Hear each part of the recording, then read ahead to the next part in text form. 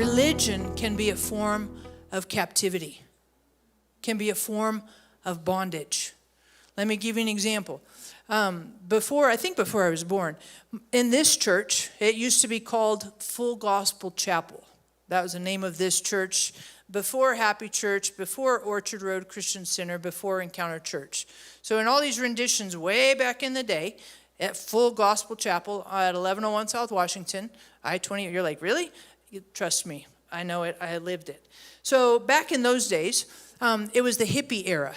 And in the hippie era, people would come to church, and all these hippies and now boomers who have kind of evolved and been less hippie-ish. But back in that day, they were like, hippies with ripped jeans. Now that's like super trendy and you pay more for the rips, which is, I don't know. But they had ripped jeans, no shoes. They wouldn't wash. They, beards with lice and, even before dreadlocks. I mean, this was, way back, and they're all stoned out of their mind, tracks all over their arms, And they would come to church, and they would show up, and, they looked rough. Really rough, right? And my dad tells a story about a church lady who said, well, Pastor Wally, you need to get these people cleaned up before they ever enter these doors here. Get them a haircut, get them a bath, but, get them all that before they come in. And my dad said to this lady, you know what? A haircut is the least of their issues. The hair is irrelevant compared to what's in the heart. And I think religion can look at the haircut. Religion can look at the exterior. Religion can look at the compliance and dot the I's and cross the T's and be meticulous and legalistic. Family, that's a form of bondage. It just flat out is. If you're not aware of that, read Galatians. Galatians is a book of freedom because Paul is confronting the legalism.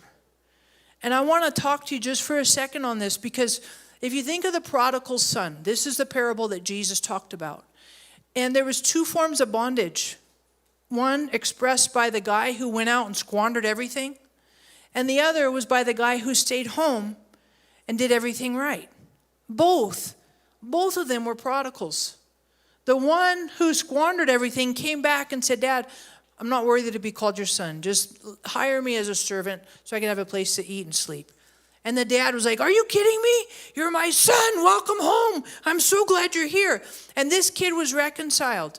The guy who was not reconciled was the brother who did it all right. Hey, Dad, I did everything right for you. I always honored you. I always took care of your sheep. I was always doing the right thing and being meticulous and doing all the dotting the I's.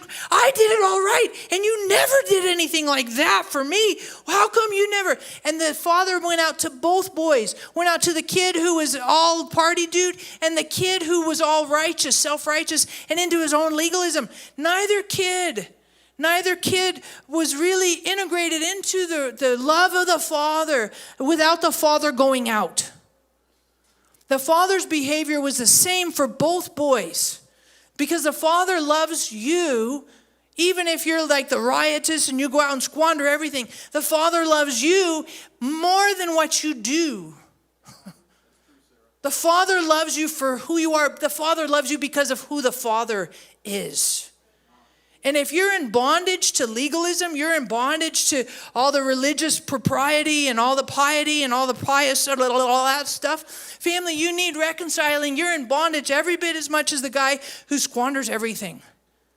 The one who came home was the one who was reconciled. The kid who was so righteous, we never read him coming back home.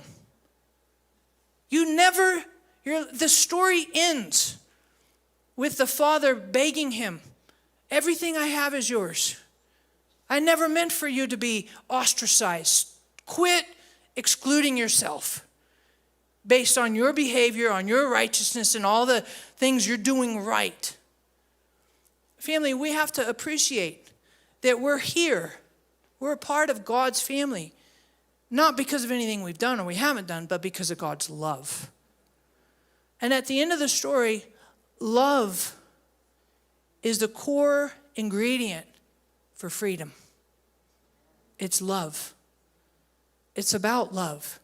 It's God loving us receiving love, as well as reflecting love.